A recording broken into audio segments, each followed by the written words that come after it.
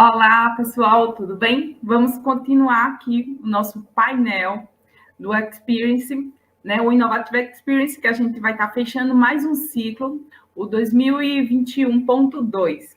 E para a gente continuar esse papo aqui, a gente está trazendo o nosso painel, onde o título é Se Preparando para Crescer, a Dores de Crescimento. E a gente está convidando aqui algumas startups que possam trazer bem essa experiência para você, tanto as dores como as alegrias do crescimento.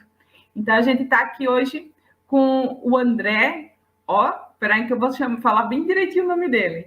O André Kumenauer, da Involve. Tudo bem, André? Tudo bom, Morgana? André Krumenauer. O sobrenome assusta um pouco, mas é simples, da Involves. Então, e aí, André, quando a gente começa a falar de crescimento, se você também quiser até apresentar mais a Involves para o pessoal aqui e ver o que levou vocês a estarem grandes, né? Então, sair do começo que uma galera está passando pela aceleração, né? Deixando mais uma rodada de aceleração.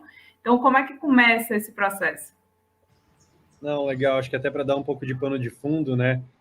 Primeiro, rapidamente, o que a Involves faz. Nós somos uma empresa de tecnologia, modelo SaaS, B2B, e nós ajudamos os nossos clientes que são, em geral, indústrias, CPGs, como Unilever, L'Oréal, Red Bull, e, empresas de bens de consumo, né? Nós ajudamos essas empresas a gerenciar a execução no ponto de venda. Essas empresas elas têm um time muito grande visitando pontos de venda, visitando varejista todos os dias, e a gente ajuda a dar tecnologia para que esse time, quando for visitar o ponto de venda, saiba exatamente quais são as suas metas de execução, qual que é, por exemplo, o share de gôndola que tem que ser conquistado naquele ponto de venda, quantos pontos extras aquele cliente precisa ter com quais SKUs naquele ponto de venda e assim por diante. A gente ajuda realmente a melhorar a execução no ponto de venda, gerar mais visibilidade, gerar mais venda para os nossos clientes. Isso é o que a gente faz, né? E só como, rapidamente, como pano de fundo da nossa trajetória, a gente tem um pouco mais de 10 anos de história, né? A gente começou em 2008 e fomos uma empresa a gente tem uma história um pouco alternativa, bem empreendedorismo raiz, porque começamos ainda na faculdade, né? Começamos em 6 cofundadores, dos quais 5 continuam no negócio, e crescemos em bootstrap, né? Ou seja, a gente não captou até 2020. Em janeiro de 2020, a gente captou pela primeira vez, o que equivale à nossa Series A, né? E aí, de lá para cá, a gente está agora preparando, inclusive, a próxima captação. Então, a gente cresceu de uma forma super acelerada. O time hoje tem um pouco mais de 270 pessoas. Ano que vem, a gente deve chegar a mais de 500 pessoas. E em termos de, só para ter uma ideia, em termos de receita, né, a gente está aí chegando a 67 milhões de reais de ARR, de receita recorrente anual. A gente escalou do zero até o 67 aí, em um pouco mais de 10 anos, quase sem usar recursos externos, de investidores. Esse é o plano de fundo e tem bastante coisa para falar de dores de crescimento, com certeza. E obrigado pelo convite, né? Super honrado em estar aqui com vocês. É muito bom para o inovativo a gente estar trazendo toda essa experiência, né? E aí, como você está falando, de ser raiz. E quando a gente começa a pensar em negócio, né? Começar uma startup, a gente acaba pensando muito no produto, né? Mas por trás tem mais coisas que a gente tem que pensar. E como é que a gente poderia, nesse início, né? Que são muitas das startups que tem aqui com a gente, que estão começando ainda o processo de operação, validação de alguma coisa, mas como é que começa ou se prepara para esse crescimento? Tem alguma dica? É engraçado falar de dica, né? E com certeza a jornada que a gente passou na Involves tem aprendizados e nem todos eles vão servir para outras histórias, alguns vão, mas é sempre um prazer contar um pouco da história, né? Eu acho que é importante dividir bem a jornada nos principais milestones, né? O primeiro, com certeza, é o Product Market Fit, né? O famoso Product Market Fit, que é como se fosse você passar a arrebentação, né? Você está ali nadando, nadando, nadando, você precisa passar a arrebentação para pegar aquelas ondas melhores. E no caso da Involves, nós começamos a empresa antes do produto, né? A gente tinha uma ideia de produto, inclusive foi o meu TCC, foi o meu foi o plano de negócios desse primeiro produto, foi o meu TCC na faculdade, e a gente acabou invalidando a ideia. Tivemos outras 9, né? Então foram no total foram 10 tentativas de produto que a gente chegou a construir em menor ou maior grau. Então nós fizemos todas aquelas siglas aí conhecidas de startup, né? MVP, pivotar, todas essas coisas aí que estão hoje os jargões aí de startups, a gente fez sem nem saber o que era. E aí nós fizemos 10 tentativas, 10 fracassos e aprendizados, e aí a 11ª, ela foi a que realmente escalou, que é o que a gente faz até hoje, né? O que começou a escalar. E aí a gente levou 3 para 4 anos para conseguir acertar o Product Market Fit. Realmente não é fácil, eu acho que é o principal desafio. E depois que você acerta, é realmente muita disciplina na execução, né? De você saber dosar bem, crescer e executar e escalando a empresa de uma forma organizada, né? Então são duas fases completamente diferentes, e aí depende com quem eu estou falando aqui, tem alguns que estão mais para o início, um pouco mais para depois. Acho que são desafios e dores diferentes também, né? E uma coisa também quando a gente fala, e quando você fala da jornada desse crescimento e pensar em escalar, uma coisa que muitos acabam esquecendo também seriam como é que a gente constrói uma cultura, né? E como é que estruturou, ou como é que vocês pensam bem nessa questão de cultura organizacional e gestão de gente? Legal. A cultura, ela é construída de uma forma tácita ou explícita, né? Ao longo da jornada, você vai capturando o tácito e tornando explícito. Você vai construindo processos de gestão de pessoas que fazem esse movimento. Mas a cultura já começa desde antes da fundação da empresa, pelo próprio relacionamento dos empreendedores, dos fundadores, do founding team, né, do time que vai começar aquele negócio. São pessoas que, em geral, têm algum tipo de alinhamento, né, que acreditam em coisas conceitualmente alinhadas. Valores então, e propósitos. Ali começa a cultura, né, sem dúvida. Então, no início da jornada, a cultura é o que os founders da empresa acreditam, né? No início é isso. E aí, isso depois vai se derivar em como a empresa promove pessoas, como a empresa como as pessoas dão feedback, como as pessoas competem dentro do ambiente organizacional ou colaboram, né? Vai mais nesse espectro, vai mais para colaboração, mais para competição, como as pessoas, como os líderes demitem também, acho que isso também, qual que é a tolerância à performance, ou a falta de performance até se chegar numa demissão e como é feito esse processo. Acho que são vários desdobramentos depois que a pedra fundamental é justamente o que os founders acreditam, né? E aí, assim, para ser bem prático, né? Como é que a gente começa depois os primeiros passos de tirar do tácito e começar a tornar a cultura explícita?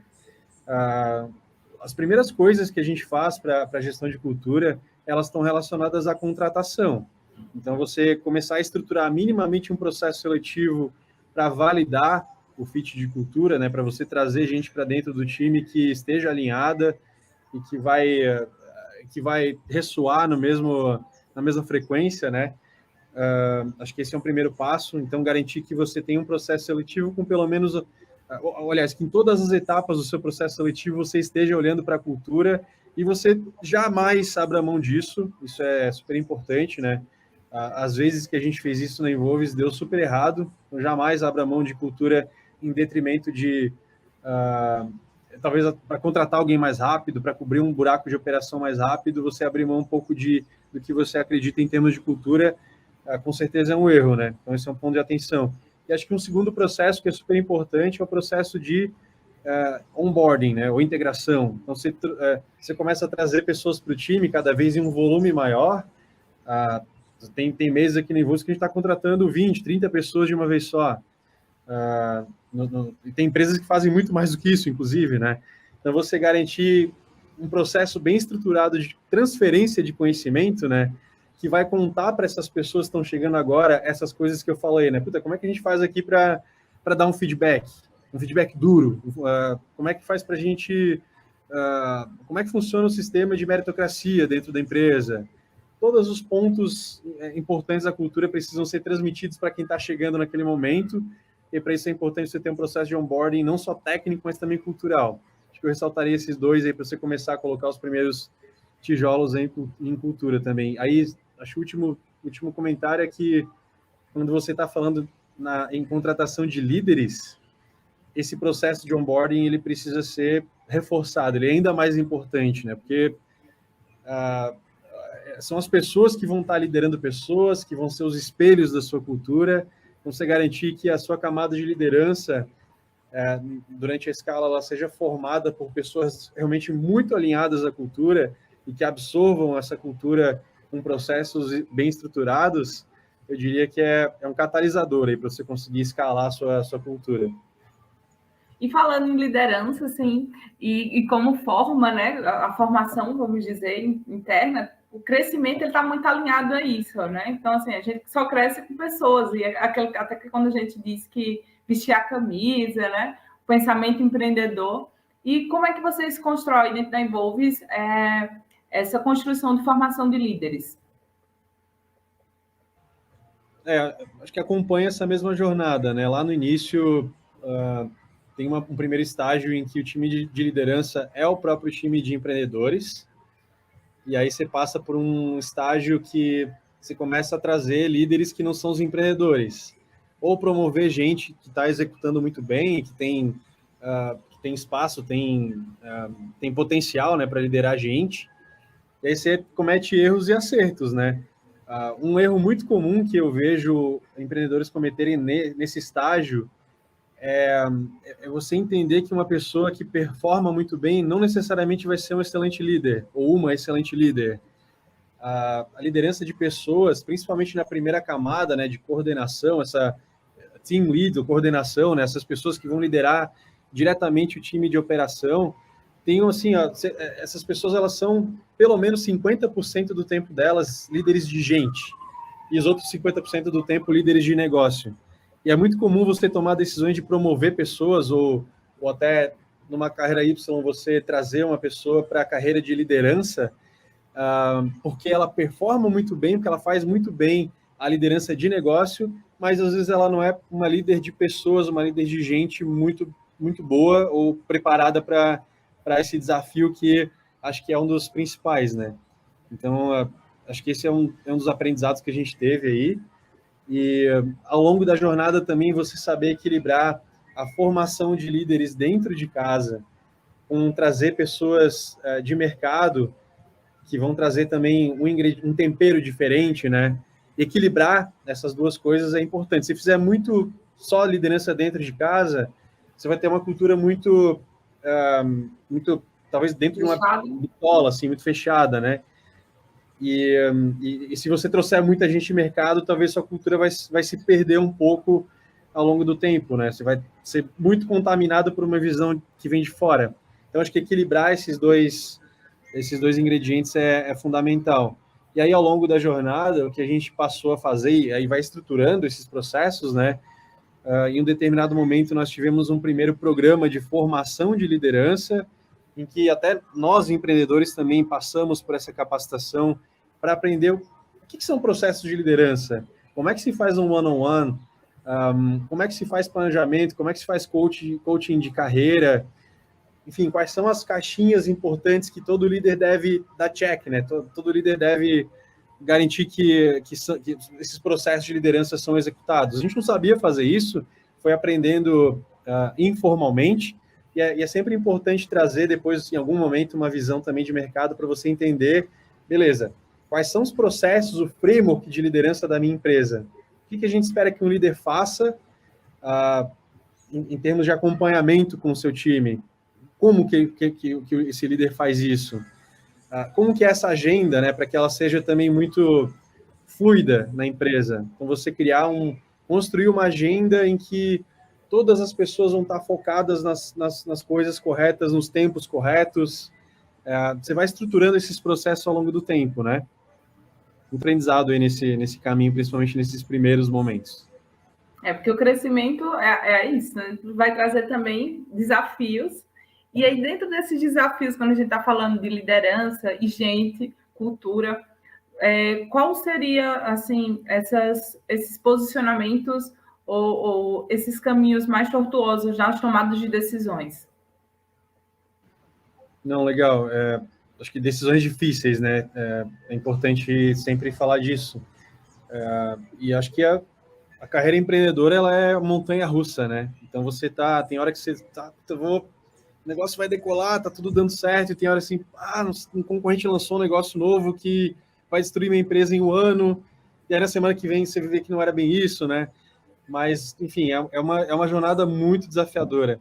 Então, acho que uma das primeiras decisões que você tem que aprender a tomar, decisões difíceis que você tem que aprender a tomar, são decisões de demissão, né? Você começa a crescer, escalar, quando você acerta o modelo, né? Aí depois do Product Market Fit, quando você realmente começa a escala do seu negócio, você vai começar a trazer gente, contratar, e a empresa começa a escalar num nível desafiador, e é natural que algumas pessoas que você vai trazer, elas não vão estar super alinhadas e você vai precisar tomar decisões de desligamento.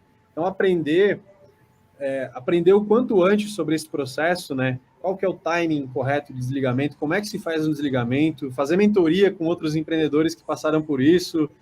É um negócio que parece assim, parece simples, mas você está falando do lado humano do negócio, né? De desligar pessoas. Aí sempre eu gosto de fazer de desmistificar um pouco duas coisas, né? A primeira é que a empresa não é uma família. É muito comum, né? Principalmente no início da empresa, aquele time super pequeno, unido, todo mundo junto, crescendo por aquele propósito muito legal. As coisas começam a acontecer, todo mundo super animado junto. A gente é uma família. Não, a gente não é uma família, né? Porque numa família, um filho não pede demissão para ir para uma outra família. Um pai e uma mãe não demitem um filho, não demitem um irmão. Então, não, a empresa não é uma família, né? Acho que desmistificar isso aí também é importante, e a empresa entender que tem sempre aquele dever fiduciário para com os sócios da empresa, né? A empresa, ela existe realmente para valorização daquele negócio, né? Então, existe também esse lado que é importante e não pode ser esquecido. E outro ponto que eu gosto de comentar que eu aprendi com um mentor, é a síndrome do Peter Pan. Você começa a crescer e aí as pessoas começam a dizer, as coisas estão diferentes, não é mais como era antes. Eu não sento mais ali do lado do CEO, antes eu falava com o CEO, almoçava com ele todo dia, e agora só vejo ele uma vez a cada 2, 3 meses, e quando vejo... E, assim, isso é muito natural, é sinal de que a empresa está crescendo, que ela está prosperando, e todo mundo está crescendo junto. Se a empresa ficar naquele ambiente pequeno e super privado por muito tempo, é sinal de que ela não está crescendo, né? Então, as pessoas desmistificarem um pouco esse saudosismo, acho que é um negócio importante. E aí, por último, só não deixaria também de falar que é uma dúvida que muitos empreendedores têm nesse estágio: quando começar um time de people nessa jornada de escala? E o que eu costumo dizer assim, é o quanto antes, né? Assim que você acertou o Product Market Fit, você vai começar a ter um desafio de contratação e você vai começar a precisar estruturar esses processos. Então, trazer uma pessoa que tenha um pensamento mais full stack, né? Que saiba como é que funciona a gestão de carreira, saiba como é que funciona treinamento e desenvolvimento, saiba como funciona recrutamento e seleção, entenda um pouco de todas as caixinhas de RH, trazer uma pessoa com essas skills mais full stack, quanto antes é super importante.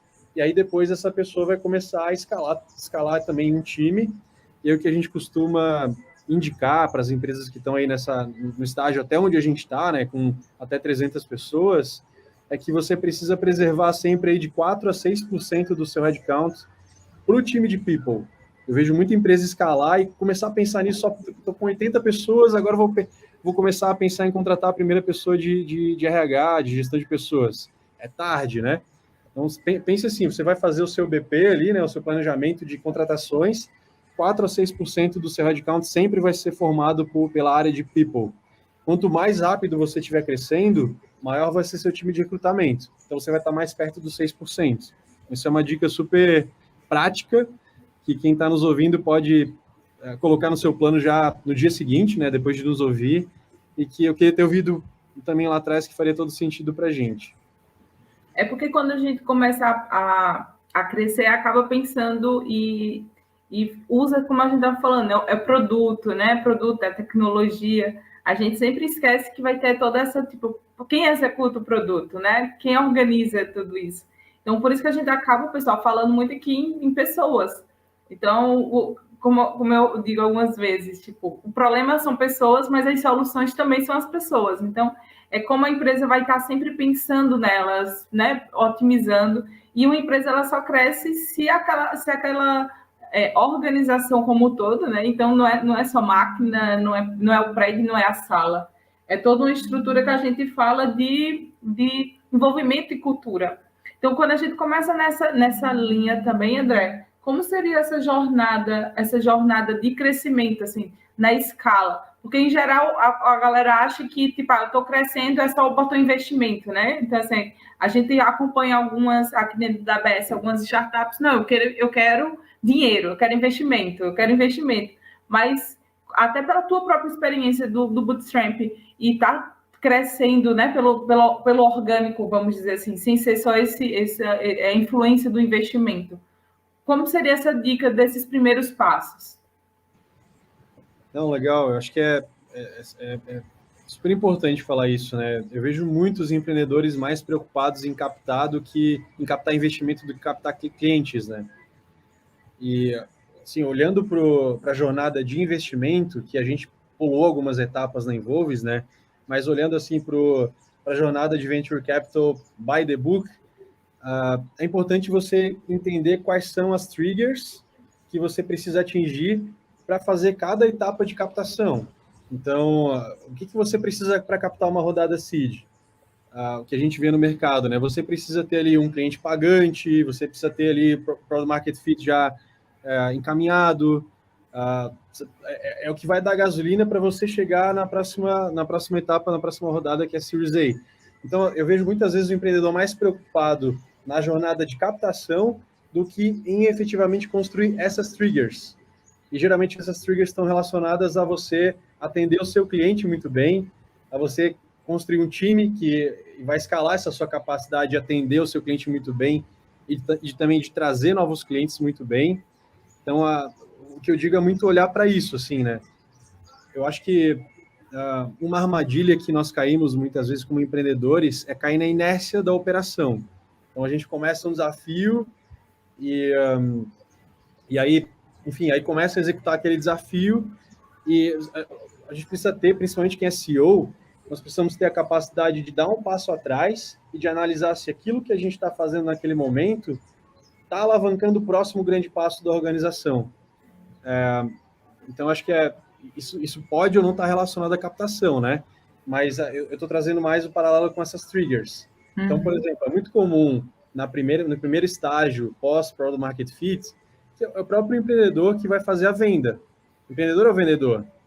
Depois ele vai ter um desafio que é escalar essa sua capacidade, seus processos de venda que estão aqui, né, estão tácitos, você conseguir transformar isso num playbook, você conseguir realmente ensinar outras pessoas a fazer isso que você está fazendo muito bem e, de preferência, já metrificando desde o início, né? Então, você vai escalar esse processo, você vai dar um passo atrás, contratar pessoas para fazerem isso que você faz, e com isso você vai atingir a próxima trigger, que aí pode estar relacionada à sua próxima rodada de captação, né? Então, eu diria, o insight aqui, a principal dica é olhar muito para dentro, né? Quais são os desafios que eu tenho aqui dentro para que eu esteja pronto para captar lá fora, e não ao contrário, né? Aí você pode, obviamente, durante a jornada, buscando mentorias com investidores para entender o que aquele investidor espera daquela fase. Qual que é a trigger que ele enxerga para fazer uma rodada seed, para fazer uma rodada Series A. Acho que o contato com investidores é importante que seja contínuo, né? Mas é importante que o empreendedor tenha um foco muito na execução do negócio, inclusive muito maior do que no relacionamento, em captação. Então, André, nessa tua fala, a gente começa a notar de uma coisa que dentro do ecossistema empreendedor, a gente fala muito, tem pessoas que acabam não vendo, mas assim, a figura do mentor, né? Então, dentro dessa escalar e crescer, esse apoio é real, é necessário? Como é que você consegue ver isso, a presença desse mentor numa jornada, né, de crescimento? Legal, legal. Eu costumo compartilhar o meu playbook de desenvolvimento pessoal, e eu divido sempre em 3 grandes etapas, né? Primeiro, você tem que ter essa capacidade de diagnosticar o seu próximo grande desafio. Então, por isso, você tem que ter essa disciplina de a cada 6 meses, pelo menos, até pode colocar na agenda, né? Revisar o meu próprio papel. Então, você vai dar um zoom out no seu negócio e vai ver, puxa, qual é o meu próximo grande desafio? Ah, é X. Então, é a capacidade de diagnosticar o seu desafio. Primeira etapa. A segunda etapa é você ter muita disciplina em aprender sobre esse desafio. E aí que entra a mentoria. Mentoria, para mim, é o que mais funciona. A mentoria é o que realmente mais elimina pontos cegos, mas me capacita realmente para eu conseguir executar esse próximo grande desafio. E claro que você vai combinar a mentoria com outras fontes de aprendizado, né? Com muita leitura de diferentes tipos, né? Você vai ler muito artigo, você vai ler livros, você vai participar de eventos, você vai participar de peer-to-peer groups, né? Você vai fazer benchmark com empresas que estão num patamar parecido com o seu, um pouquinho acima. Então, você vai mesclando diferentes fontes de aprendizado, mas eu diria que mentoria é a principal dela. Ela é muito direcionada para a sua dor, para o seu desafio. Você vai procurar um mentor, uma mentora que já fez aquilo muito bem, que já sofreu as dores e que vai te dar os atalhos, né? E aí, só para fechar, a terceira etapa do playbook é você ter muita disciplina na execução. Você diagnosticou, aprendeu, executou. O quão melhor você conseguir rodar esse ciclo, mais rápido ou melhor você vai conseguir performar também no seu negócio. Ah, bem legal. E a gente já está encerrando, André. Tem alguma dica aí? Essa que eu gostei quando você, assim, bota aí no seu caderninho, já começa a operar, já é uma coisa. Se liga aí, galera, porque a dica está sendo muito boa aqui. Mas o que é que você pode indicar mesmo, assim, para essa galera que está começando a crescer? Não se apaixone pela sua ideia. Acho que isso é fundamental. Eu vejo muitos empreendedores que ficam muito apaixonados e até deixam de olhar outras possibilidades, que se apaixonam muito pela sua ideia. A jornada empreendedora, até por aprendizado da nossa própria jornada, né? Poxa, foram 10 produtos diferentes, 10 mercados completamente diferentes que a gente passou e foi falhando e aprendendo, né? 11º foi quando a gente foi acertar. Então, se a gente tivesse muito apaixonado pela primeira ideia, e a primeira ideia era uma ideia que a gente achava boa, mas depois nós fomos validando, na verdade, invalidando, e descobrimos que o mercado era muito pequeno. Então, você realmente entender quais são os requisitos para a sua ideia realmente ser escalável, um deles é mercado, né? Você tem que ter realmente um mercado endereçável representativo, então você conseguir calcular, estimar esse mercado endereçável, né? Se tiver uma ideia muito boa para um mercado muito pequeno e você for um excelente empreendedor, muitas vezes é melhor que você não seja um empreendedor tão bom assim, mas que você esteja no mercado que é muito bom e que tem um potencial muito grande. Com certeza, nessa segunda alternativa, você vai escalar muito mais rápido, né? E vai chegar muito mais longe. Então, a dica é essa, assim, não se apaixone pela sua ideia, abra realmente a cabeça e tem aquela máxima do get out of the building, né? Então, levanta a bunda da cadeira e vai falar com o mercado, vai realmente entender se a sua ideia para de pé, tenta metrificar ela como der, né? Se você tem um cliente que está disposto a pagar por essa ideia, né? Enfim, aí todos os preceitos aí de você fazer validação de produto. Não se apaixone pela sua ideia, acho que é uma dica bem importante para quem está no início da jornada empreendedora. E olhar mercado, né? Mercado e cliente. Então, assim, uma empresa, galera, não existe se não tiver cliente. Então, por mais bonito que a ideia seja, né, ou encantadora como está aparecendo, sem cliente você não tem negócio. Então, é bem nessa perspectiva mesmo que a gente tem que conduzir, tá? Então, muito obrigada, André, por esse papo, em conhecer também a Involves e essa história incrível de vocês, de crescimento da empresa, de cultura organizacional forte e estruturada. E a gente agora, pessoal, vai conversar com uma outra pessoa que a gente vai estar chegando aqui, tá, para conversar com vocês nesse painel, que a gente vai estar fechando o nosso Innovative Experience. Então, eu vou estar chamando aqui agora o Júnior Borelli. Tá bom, pessoal. Só agradecendo. Obrigado, Morgana. Sempre uma honra participar aí com vocês.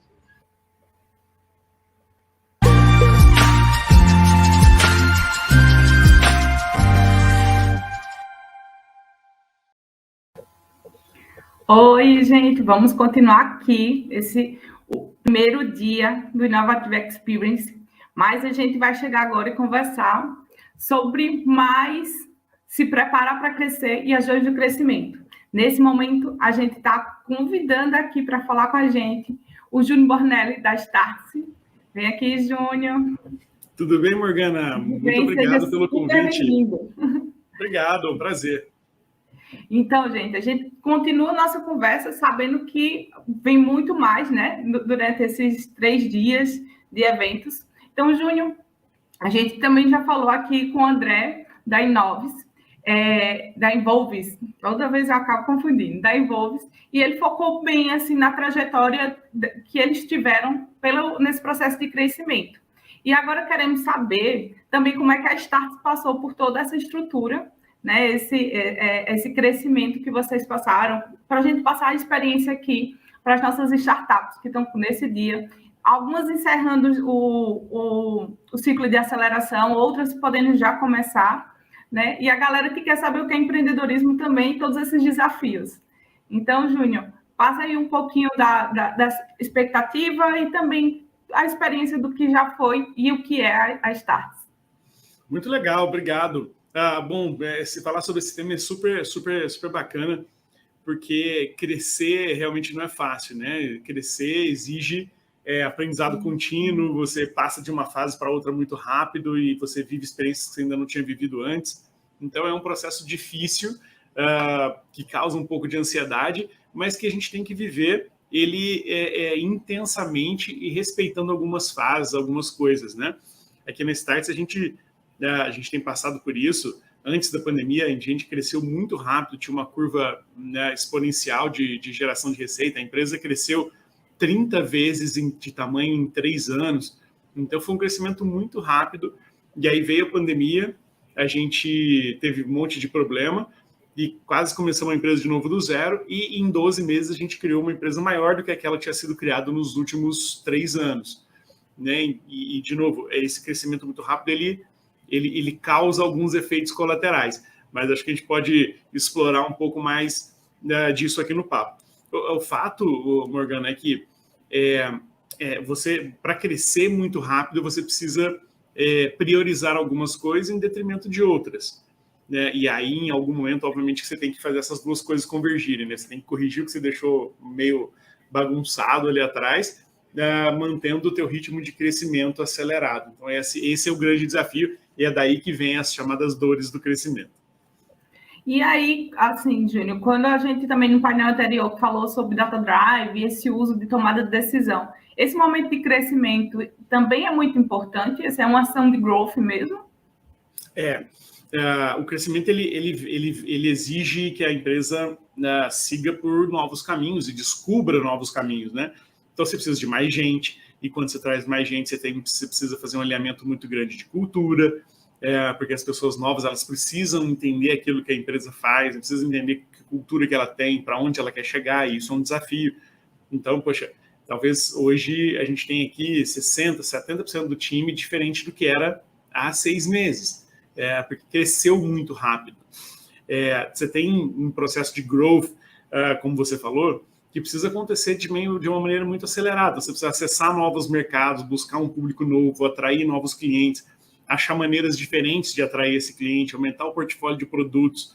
E quando você cria um produto novo, às vezes você acessa um nicho específico de mercado novo. E tudo isso se aprende analisando dados, tirando insights do relacionamento que você faz com a base, criando conteúdo para interagir com esse público. Então, é sempre um processo novo de descoberta. E aí existem alguns problemas, né? Então, quando você quer crescer muito acelerado, no processo dessa escala de crescimento, às vezes você não faz algumas coisas que deveriam fazer bem, você não faz bem uma segmentação de base, e aí você começa a tentar ativar produto para um monte de gente que talvez não fosse aquele público-alvo, né? E aí você começa a encher o saco das pessoas e manda e-mail demais para uma pessoa que não quer comprar aquele produto e não sei. Então você começa a ter um monte de probleminha, mas que são problemas aceitáveis em alguma ordem para que você consiga crescer.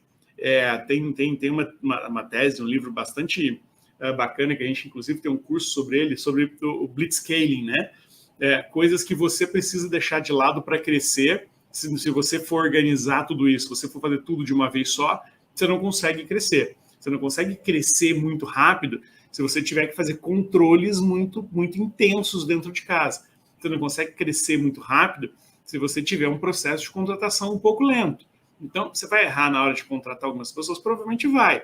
Mas se você não contratar na velocidade que precisa, você também não cresce. Então, poxa, cresci muito rápido, contratei um monte de gente. Poxa, errei em 10% das contratações. Volta, corrige, entende, e aí começa o processo de novo, e vai continuando.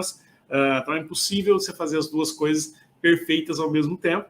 Algumas coisas tem que deixar de lado, e as outras você vem depois e corrige.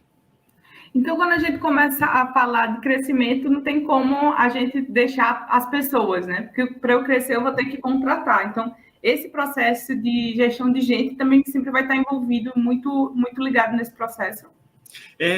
Imagina bem, há 15 meses a gente tinha 5 pessoas na equipe de tecnologia. Hoje tem 45. A gente tinha um time de inside sales com 15 pessoas. Nós estamos com 30 vagas abertas.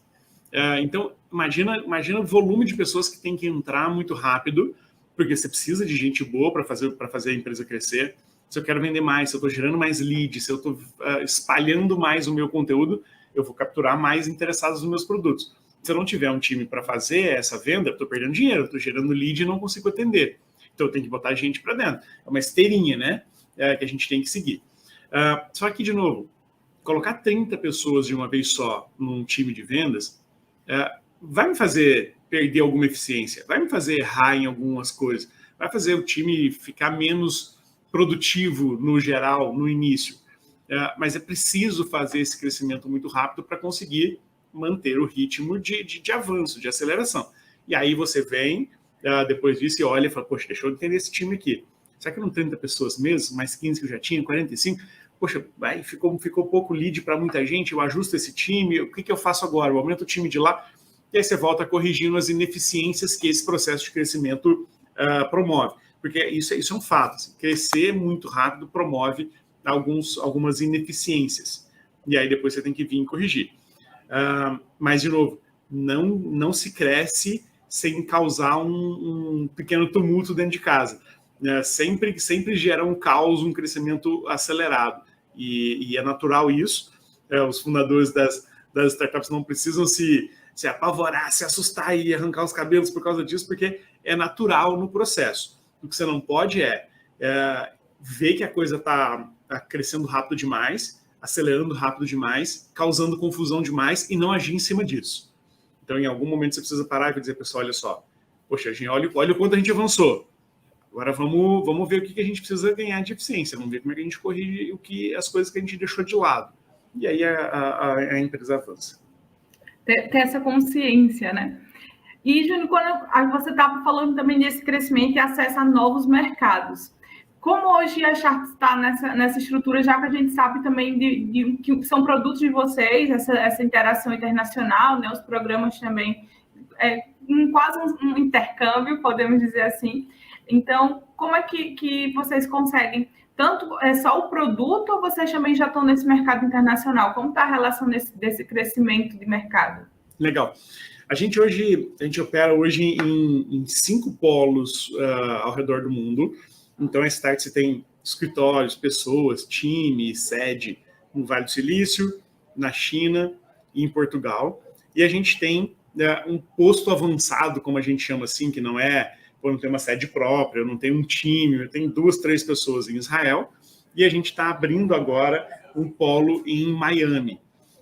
Então, dia 2 de janeiro, a gente inaugura esse novo polo lá em Miami, porque é o novo polo talvez seja um grande polo de inovação, a tendência é de que isso aconteça. E aí, esse crescimento para fora, ele também gera algumas dores. Eu vou botar 3 pessoas num polo em Miami. Eu pago essas pessoas em dólar, elas custam caro, é lá fora, enfim. No início, essa conta ela é ruim, não gera um retorno imediato, né? Mas eu preciso apostar em coisas novas para continuar crescendo no mercado. Minha empresa, eu preciso acessar novos mercados, eu preciso lançar novos produtos. Então, talvez no início esse processo seja um pouco ineficiente ou talvez demore mais para trazer retorno do que eu gostaria, mas é necessário para a construção do médio e do longo prazo, né? Então, tem escolhas que a gente precisa fazer. Hoje a Startse vende seus produtos no Brasil e entrega os produtos, parte deles, lá fora, nesses polos globais. O que a gente está fazendo agora? A gente começa a vender, a gente criou uma metodologia para criar produtos que sejam globais. Então, todos os novos cursos da Startse, eles já nascem totalmente em inglês e com legendas e tradução simultânea para português e espanhol, para que eles sejam produtos globais. Afinal de contas, o que a gente vive no Brasil hoje são os mesmos problemas que se vive no mundo todo. Como é que inova, cria empresa inovadora, como é que vive nessa nova era do coronavírus, enfim, problemas que o mundo todo vive. Então, a gente vende nossos produtos hoje no México, Colômbia, Portugal, Espanha, a gente tem turmas na França, Dinamarca, enfim, vários outros lugares no mundo. Vamos começar a vender os nossos produtos agora nos Estados Unidos, com o polo de Miami. E é sempre, de novo, um novo desafio. Vou começar a vender no México. Vou tentar fazer como eu faço no Brasil, que eu já sei. E aí eu vou lá, e aí tem um monte de coisa diferente. E aí a maneira como as pessoas gostam do conteúdo, a forma como elas compram, se compra parcelado, se não compra, se é costume usar cartão, se não é, se é mais boleto ou se é menos.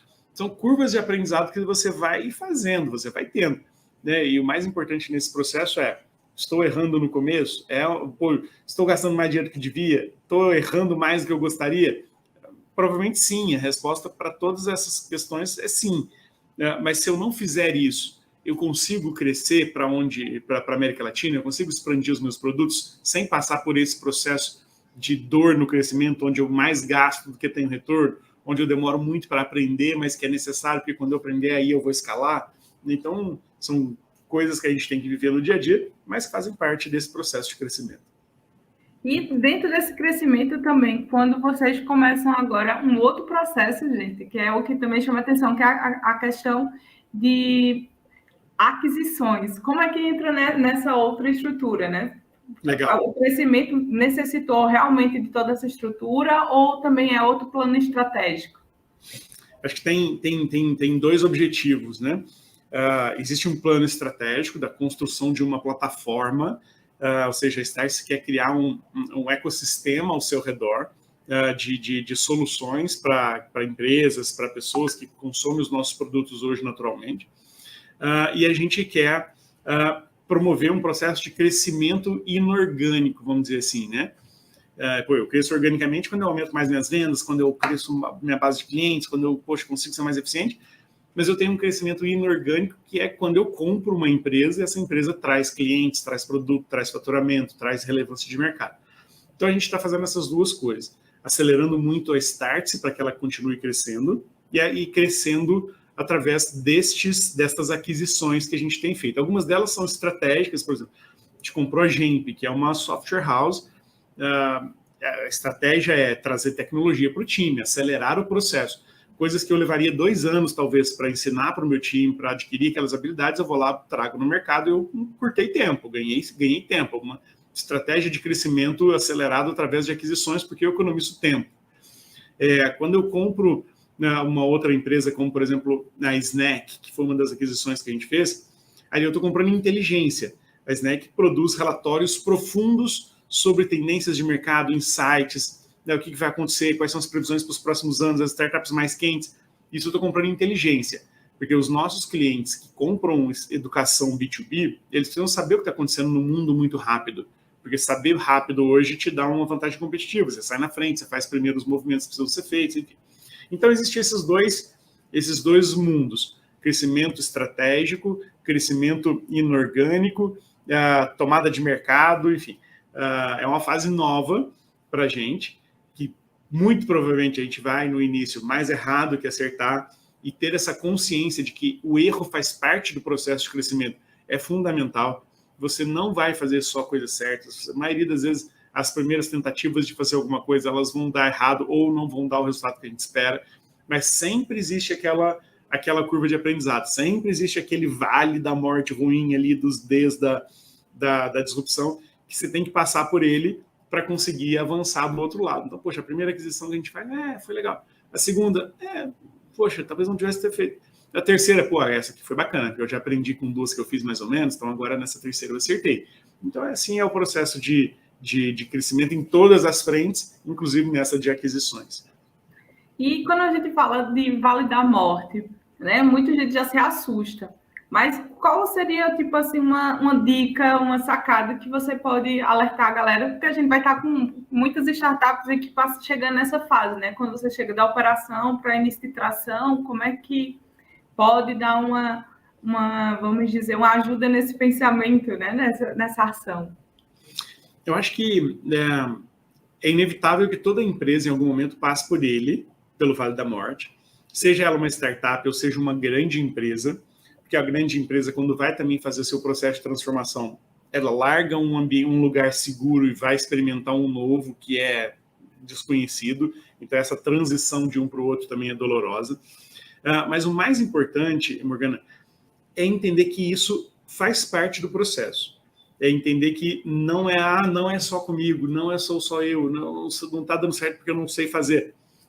Pode ser também, e aí você precisa correr atrás, aprender, estudar e buscar mais com relacionamento e tudo mais. Mas é natural que isso aconteça. Existe um momento em que você tem que dar um salto de fé. Existem coisas que você sabe, existem coisas que você deseja, e aí esse salto de fé é aquele processo onde eu pego o que eu sei, olho para o que eu desejo e vou, fecho o olho e sigo em frente e sou resiliente e chego lá, independente de qualquer situação, independente de qualquer coisa. É muito importante nesse processo ter convicções muito claras, entender bem claramente qual é o teu objetivo. Um dos erros muito comuns que todo mundo comete, a gente já cometeu e comete várias vezes, e todo mundo tende a passar por ele, é ter ótimas ideias, ter ótimas ambições, mas não ter um plano. Não ter um plano é um dos grandes problemas. Porque imagina, uma startup ela é quase que um barquinho no meio do oceano, né? À medida que ela vai crescendo, ela aumenta as velas, ela pega mais vento, ela começa a acelerar mais rápido, ela tem uma tendência de que vai acontecer alguma coisa. Mas é um oceano enorme e ela está indo para algum lugar. Mas onde é esse lugar? Qual é o próximo passo? Qual é a clareza de onde você quer chegar? Porque quando você seta o destino, o mapa muda. Se eu quero sair do Brasil para Portugal, eu tenho que sair daqui, eu passo pelo Recife, depois eu passo pela Ilha da Madeira, depois pelos Açores, eu chego em Portugal. Se eu quiser ir para a África do Sul, o caminho é diferente. Então, eu preciso ter claro qual é o meu próximo ponto de chegada. O que eu quero fazer nos próximos 6 meses? Porque aí você deixa de ter boas ideias, um monte de vontade e gente empolgada e passa a ter um plano claro. E quando você tem um plano, dia a dia você checa o plano, você olha o plano, você olha se você está no caminho, se os indicadores estão te levando para lá, e o que você precisa corrigir, corrige, vira para cá um pouquinho, gira para cá, aumenta a vela, baixa a vela. Você sabe que de alguma maneira você está se dirigindo para aquele próximo objetivo. Então, ter um plano, acreditar no plano, manter o time alinhado no plano, te faz passar mais tranquilamente por esse vale da morte. Você se sente mais seguro e mais preparado para enfrentar tudo isso. Então, esse plano vai ser um plano condutor, não só um plano, vamos dizer assim, estratégico, mas pelo menos ele tira um monte de itens importantes nessa construção. Mas seria essa organização, né, de equipe, de entrada e de saída dentro dessa perspectiva. É basicamente todo mundo saber qual é o que tem que fazer. Poxa, o que a Morgana vai fazer hoje? que ela está fazendo hoje nos leva para o que a gente quer, me leva para o destino. Ah, quero ir para Portugal, mas se eu der uma voltinha aqui pelo Uruguai, eu chego mais rápido no meu destino? Ou não, você está criando uma barriga aqui, você está criando um desvio de atenção. Não é isso que vai te fazer chegar lá. Então, esse plano todo mundo tem que saber o que precisa ser feito, cada um tem que ter consciente das suas atividades, e se as suas atividades nos levam para aquele destino, a gente tem que saber dizer não para um monte de distrações que só vão nos tirar do destino. Eu gosto muito dessa analogia do barquinho no oceano, porque tem muitas coisas lúdicas para nos ajudar. Eu digo que no meio desse caminho existe sempre o canto da sereia, né? O canto da sereia são aquelas tentações que te encantam, você olha e fala, meu Deus, é aquilo ali, e aquilo não está diretamente ligado ao teu plano. E aí você cria uma distração, você perde tempo, você acha que vai funcionar e talvez aquilo seja só uma ilusão, seja uma armadilha. No nosso processo aqui na Startse, durante a pandemia, a gente teve que dizer assim, poxa, a gente vai ter que reconstruir a empresa do zero. Que empresa a gente quer criar? Quero criar uma empresa que seja isso, isso, isso e isso, e que chegue nos próximos 12 meses neste lugar. No meio do caminho aparece, mas e se a gente vender bolo no metrô? Isso dá dinheiro. Aí a gente olha, realmente, vender bolo no metrô dá dinheiro. Mas me leva para o meu destino? Encurta o caminho? Ou cria uma distração? Ou é o canto da sereia? Não, vender bolo no metrô pode me dar dinheiro hoje, mas não me leva para o meu destino. Isso eu não faço. Fazer publicidade, vender um vídeo, isso me leva para o meu destino? Isso não me leva para o meu destino, isso é só uma distração, é mais um aviso do canto da sereia. Não vou seguir, eu vou seguir reto na minha estratégia. É difícil, às vezes, dizer não no meio do caminho? É muito difícil. Existem momentos em que você vai pivotar, e desviar o curso. Mas quando isso acontecer, você precisa criar um novo plano. Você precisa ter um novo mapa para esse novo destino. O mais importante todas as pessoas têm que estar conscientes do que precisa ser feito hoje e como essas ações nos levam para o destino que a gente traçou, nos ajudam a cumprir o plano de um jeito mais rápido, mais eficiente. Esse é o grande... lá na pandemia, a gente traçou o plano, olha, a gente tem que ter 70% dos nossos... Isso são informações reais. 70% dos nossos produtos, eles precisam ser digitais. E 30% dos que são presenciais, eles precisam ser pelo menos híbridos. Porque no mundo da pandemia, lá no começo, você não podia fazer nem viagens internacionais, que era uma parte da nossa receita, nem eventos presenciais, cursos presenciais, que era outra parte da nossa receita. Então, neste mundo, neste cenário, eu me protejo como? Com entregas digitais. Então, 70% dos nossos cursos são de entregas digitais. Mas apareceu uma chance de ganhar R$1 milhão fazendo um curso ali dentro da empresa que é presencial, não sei o que. Está no nosso plano? Nos leva para onde a gente quer? Não, então não faço. E aí, seguindo o plano, a gente conseguiu chegar onde a gente queria, que era fazer a nossa primeira rodada de captação num período de até 18 meses depois do início da pandemia. A gente conseguiu fazer isso antes desse período, a gente conseguiu fazer isso com 14, 15 meses, e nos permitiu agora desenhar o próximo ciclo, e já temos o próximo plano desenhado. Nosso grande próximo objetivo é dezembro de 22, a conquistar algumas coisas até lá. Olha, esse do barquinho realmente é bem legal, essa instrução, até porque assim, sair da barquinha para virar um iate, né, um veleiro, então realmente é dentro desse processo que a gente pensa. Mas, Júnior, assim, a gente já está terminando por aqui. Qual uma dica grande para você, disse, quem está pensando nessa questão de crescer, de escalonar de verdade e atração, né, que já está passando esses desafios? Legal. Toda empresa ela tem um tempo de maturação. E esse tempo de maturação ele não pode ser longo demais. Aqui a gente brincava que à meia-noite a carruagem da Cinderela vira abóbora. Né? Então, em algum momento, você tem que conseguir avançar, atingir um estágio que te permita buscar novas coisas. Então, você não pode virar abóbora. Esse é o primeiro ponto. E isso significa, encontra um modelo de negócio rápido, escala rápido, experimenta muita coisa ao mesmo tempo. Quando você não tem as respostas, é melhor ir para o campo e testar. Ficar dentro de casa fazendo muito plano, muito papel, muito PowerPoint. Isso só te atrasa no processo. Vai para a rua, experimenta, lança, não tem vergonha de errar faz parte do processo. Todo mundo erra, todo mundo fez isso, todo mundo experimenta. Então, criar um laboratório de experimentos dentro de casa que te permita testar coisas muito rápido. E quando você descobre que alguma coisa funciona, você pisa fundo no acelerador.